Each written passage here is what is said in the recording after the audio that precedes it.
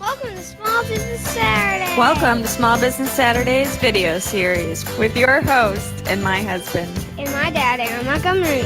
Join the conversation. Let's talk some business.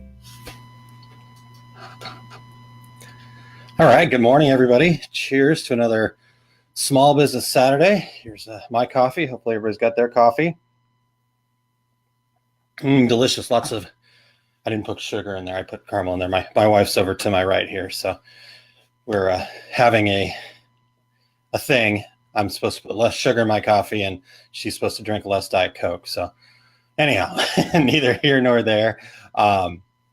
Welcome back. We took a week off last week and had a great time up in Indianapolis and central northern parts of Indiana, Galveston and Kokomo area. Went up there for family reunion and all sorts of fun stuff. So it was awesome and appreciate you guys letting me have the weekend off. But anyhow, no, it was good to regroup, refresh, and have some fun.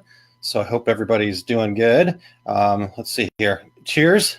Good morning, Martha. Thank you so much for joining me this morning. Cinnamon, yeah, I've got Cinnabon creamer in here along with some caramel. So it's actually very sweet and very tasty. I really use coffee as just a way to get more sugar in my system. So it's not really much coffee, actually, but it's delicious. Let me have some. All right. Well, shall we dive in? First thing I want to let you guys know is I've got a few questions that I want to answer that were given to me by the folks over at Printwear that I told them I would answer for them and I get back some written stuff, but this gives me an opportunity to speak it out first and get my thoughts out. But I want to answer your questions too. So please put any questions about any of these things we're talking about or about any of your own questions about anything related to business, sublimation, whatever. And I'll do my best to answer them. And if I can't find the answer, you guys know I will go find somebody that can. So without further ado, let's dive into this here. Can we have the first question, please? All right. Are there any promotional product opportunities surrounding back to school time?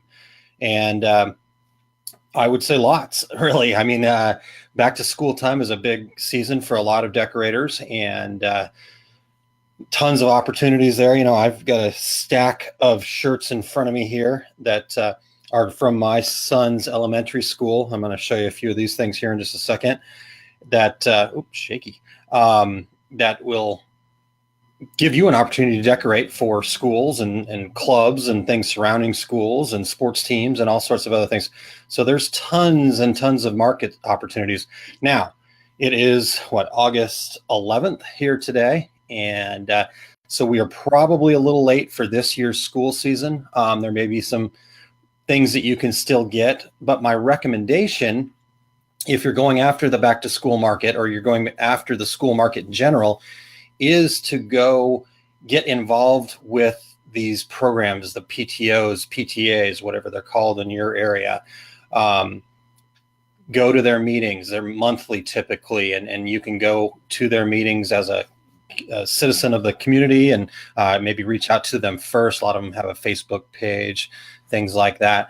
But when you really want to be marketing to these folks would be at the end of the previous school year when they're starting to put together the board for next year. So you want to get in at that point. So your marketing's probably happening May, April, maybe June, if you can get to the schools and principals, things like that.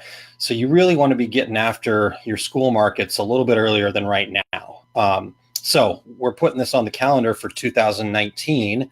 In fact, we're going to make a note here that in March of next year, March 2019, tune into this channel here, and we will do an entire back to school program for the next year because we need to get out in front of this early and talk about it. So like I said, I've got some shirts here.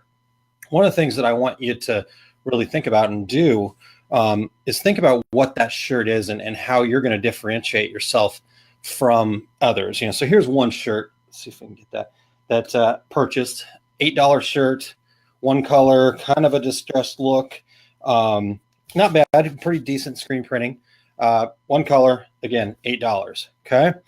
Now here's the next shirt that we got. I think we got this through a run, but again, one color, but this is a A4. So this is a moisture wicking poly shirt.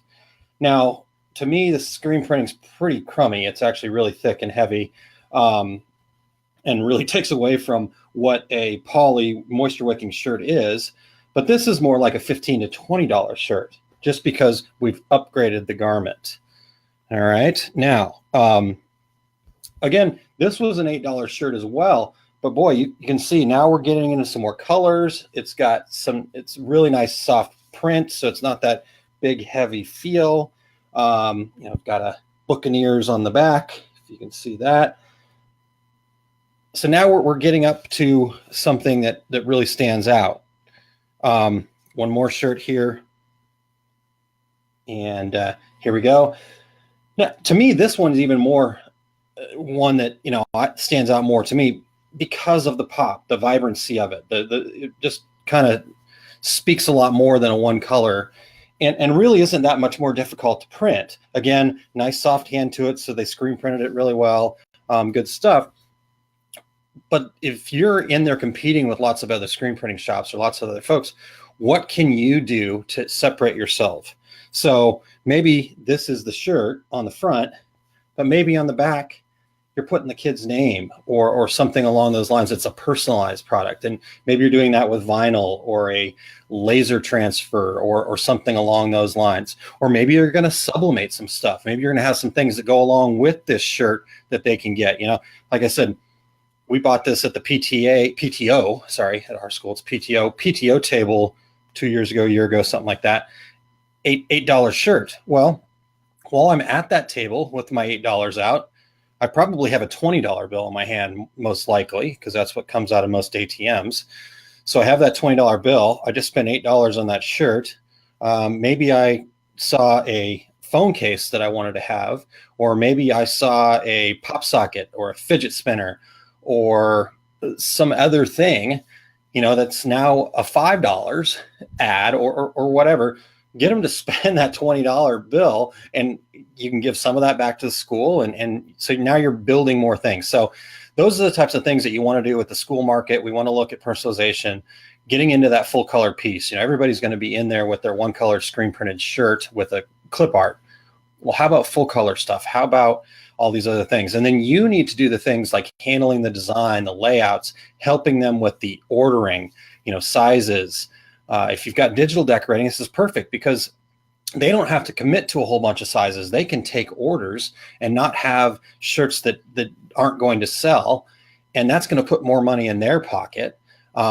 Just give them those special touches. Maybe you're polybagging your garments or doing things like that. Just whatever makes you unique, what your service level is that's different than the next guy. Make sure that they are very well aware of that and get in front of those schools. So a couple of promotional product type items outside of shirts. If you've done any looking through like ASI or PPAI, garments, t-shirts are the second largest promotional product item right behind pens and pencils. But some other things you might want to look at: backpacks, drawstring bags, folios, notebooks, sports bottles, whether those are aluminum, stainless steel, or maybe they're plastic with a neoprene wrap around them that you can sublimate or something like that. Lunch boxes, lunch totes, pencil cases, lanyards, ribbons, bows for dance kind of situations, things like that. Lots of great opportunities in the school market. So any questions about the school market, any thoughts? What are you guys doing? Please go ahead and share those things with me. And we will jump into question number 2. All right, here we go. Question number 2. Now we're changing gears a little bit. Let's talk about the difference between B2B and B2C and how you market to them differently. So first, let me define that for you. Most people might know what this is, but just in case, B2B refers to business selling.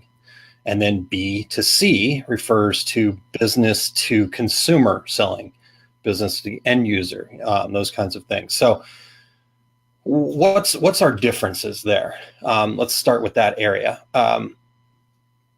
Few minor differences really in my mind when we look at this, and I'm going to talk about what makes them the same here in just a second. But the first big difference might be where you find your customers. So a B to C, a business to consumer type business, if you're selling to the end user, the person wearing the shirt or whatever the case may be, you may find them in places like Facebook. You may find them by going to your local school. You may find them different ways like that. So they're going to be probably located in a little bit different space and looking for you in different areas. So you want to maybe think about some Facebook ads. You maybe want to have your business on really optimize your business for Google local and search and maybe Yelp and things like that. So you're going to find your customers in different places a little bit. If you're doing B2B, business to business, you're going to find your customers in some different places. Maybe you're looking more on LinkedIn, a little less on Facebook, but maybe in some specialized forums for your industry or places like that. Maybe you're going to go to local business clubs, Rotary clubs, meetup groups, some different places like that where you're going to find your customers.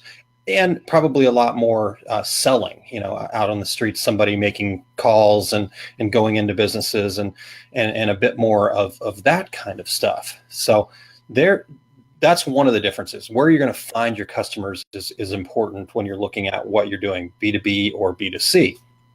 The second thing that you want to kind of be aware of and understand is what the expectations of those customers are.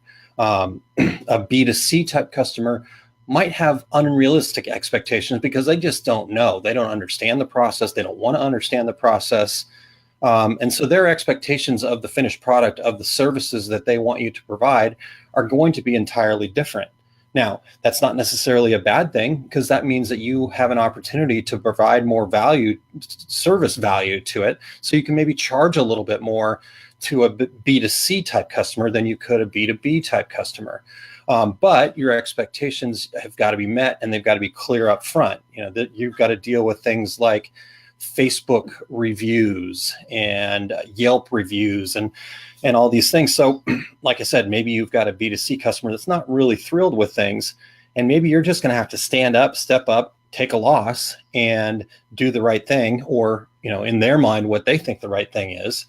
And you might lose a few here and there, but like I said, you probably are charging them a little bit more. So hopefully you have a little bit more profit margin in your B2C type customers. Now, on the flip side of that, when you're dealing with B2B customers, when you're selling to another business, they're going to be a little more knowledgeable about the process. They're going to be probably a little more cost conscious and expect a little tighter margins from you, a little less profit in your pocket, but at the same time, their expectations are probably going to be a little bit lower, or they're going to be a little easier to deal with. You may be dealing with a professional buyer who understands what it takes, what the artwork side of it is, all of these other things. So those are your main differences there, is dealing with where you find them and also the expectations and managing those expectations. Now, a lot of times, though, people get into this rut of, well, I'm only B2C or I'm only B2B, and I'm just doing that. Well, at the end of the day, both sides of that table are really B2P, is what I call it. And that's business to person. Or even better, let's take that a step further, and it's P2P. So person, me selling to you, person, no matter if you're an end user customer or if you're a company. So it's all about connecting with people. Who knows, somewhere down the way with technology and stuff like this may be a not true statement, but I'm going to go out on a limb here and say that you've never had a building ever write you a check. I've never gone to a business and just had the business write me a check. There was an interaction with a person somewhere along the lines, and that person has to make that buying decision. So as much as there are differences, there's a ton of things that are just very much alike. You still have to manage the expectations. You still have to be willing to give them products and services that they're willing to pay for.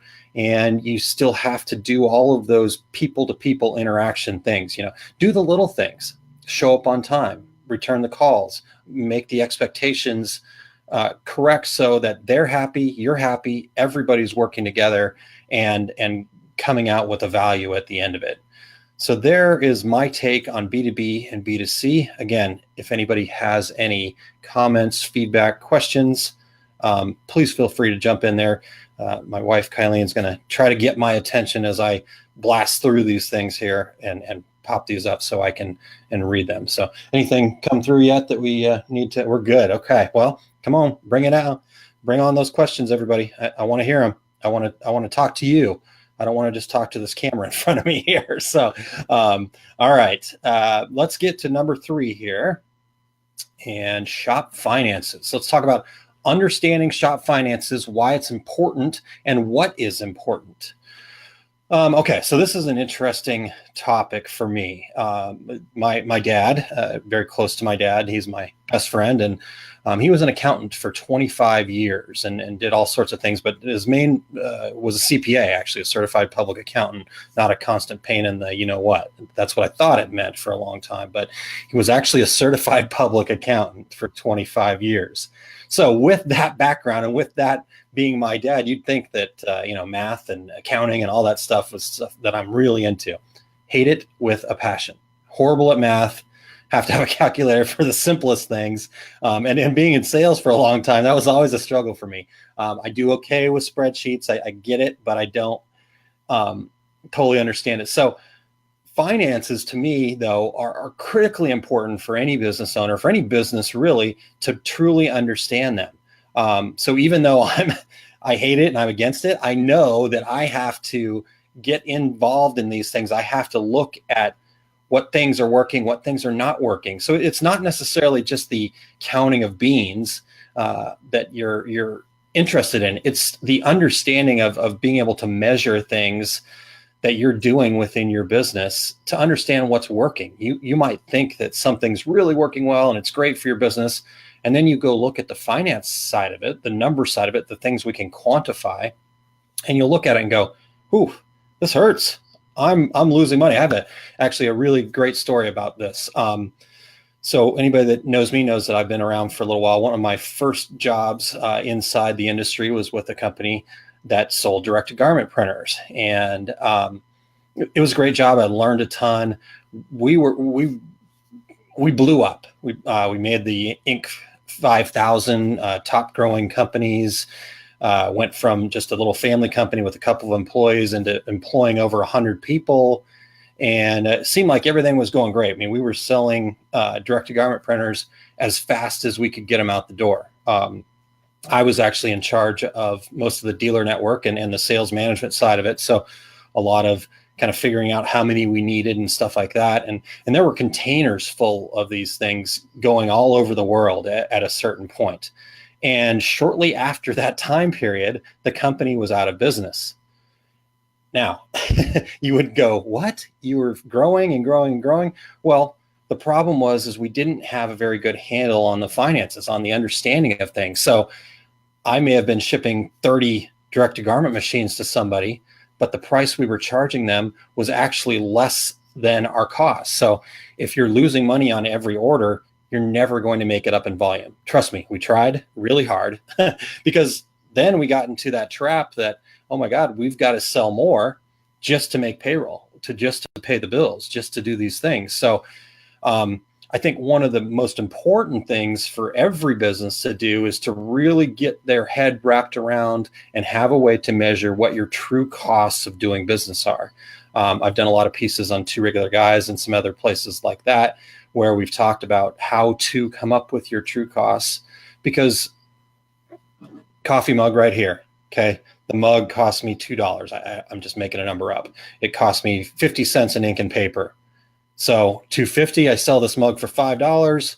Everything is great. Not true. I had to ship the mugs here. Maybe it took me a couple mugs to get the print right. I had to inventory those mugs and be holding on to that and paying that cost. Maybe I want a paycheck. That's why we're in business. We're not in hobby. Your employees want a paycheck. You've got to pay for the rent. You got to pay for your cell phone. You've got all these costs that you don't really just necessarily go, okay, $250. Nope.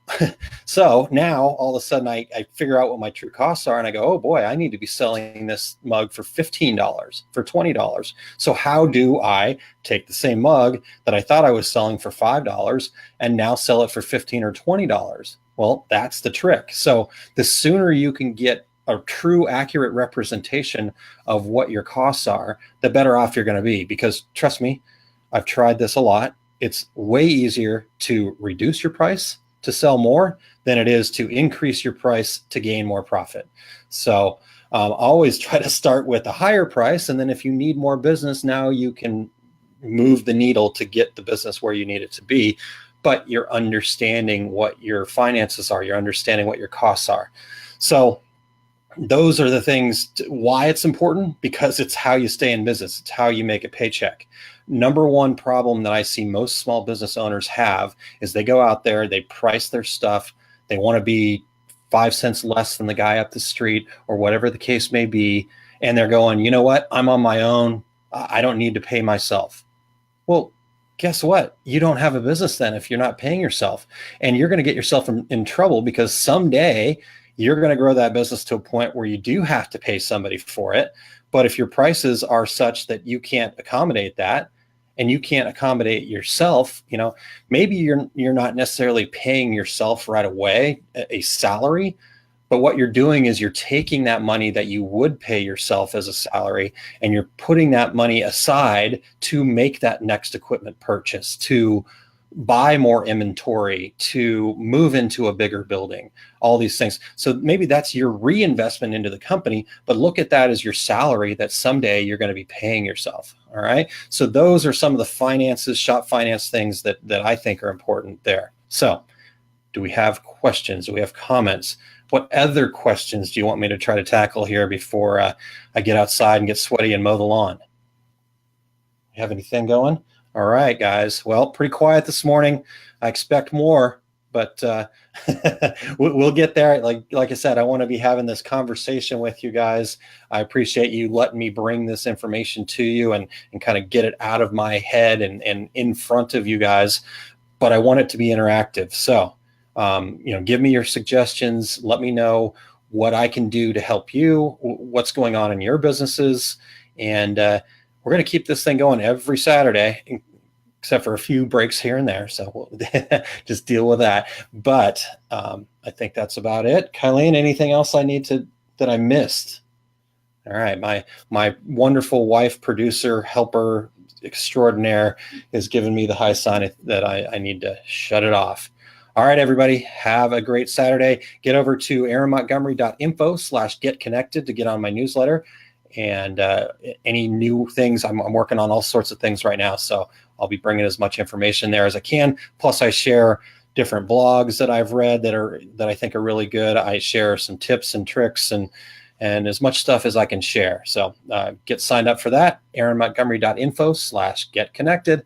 Have a great Saturday.